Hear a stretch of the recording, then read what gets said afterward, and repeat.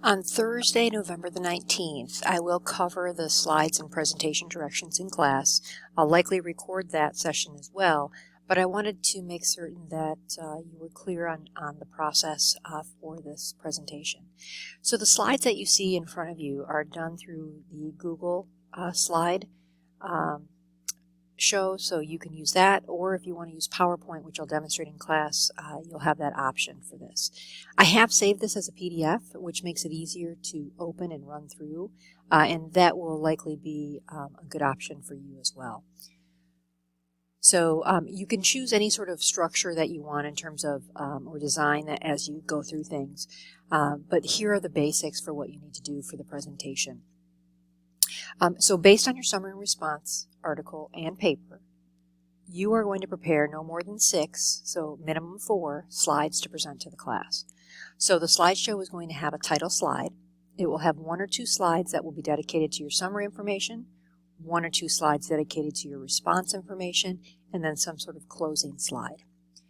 As you get these slides prepared, you will post them for review to Discussion 6, and you'll do this by the 25th of November, and that way there'll be some time for all of us to give you some feedback by the 30th, and we'll just be commenting on how everything looks, is it clear, and so on. You will then have full presentations either on the 1st of December or on the 3rd, and we'll kind of split up the class for that. And you'll go through your slides and add all of the other details, the things that you won't be putting on your slides, of course. And then week 14 journal, you'll have a chance to actually do some reflection and comment on your peers' presentations directly to me and give me some feedback for that. So the assignment, the slide assignment itself is worth 20 points. So 10 points for the slides that you submit for the final project and 10 points for your presentation. And then, of course, you'll also be receiving points built into the discussion board when you post your draft and then offer feedback. So there's another 20 points for that as well. So let's talk a little bit about what goes on to the slides. So you can have 1 or 2 slides that are dedicated to the summary. So here is at minimum what you need to include.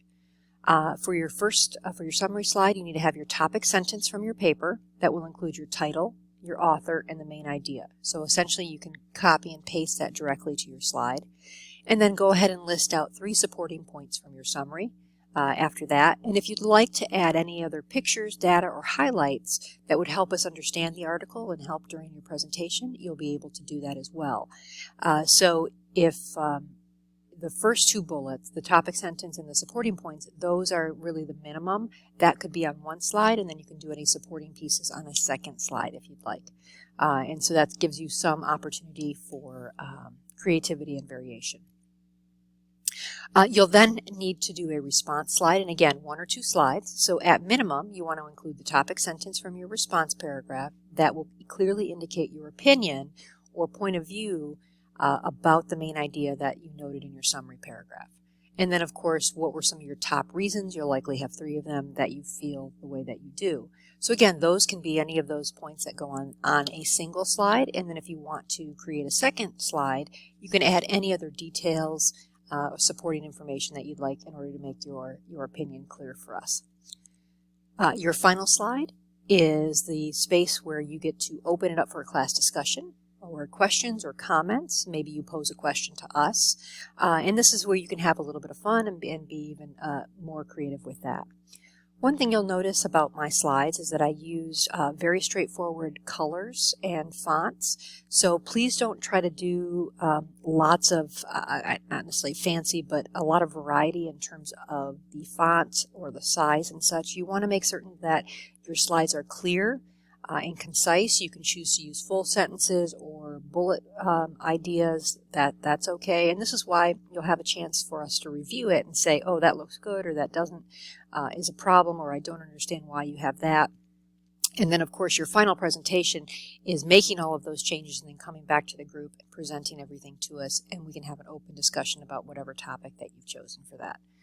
So again, I'll go through more discussion in class about this, and we'll talk a little bit about how to use PowerPoint as well. Again, I've used a Google format in order to do this and then saved it as a PDF. I hope this is helpful for you. We'll talk to you soon.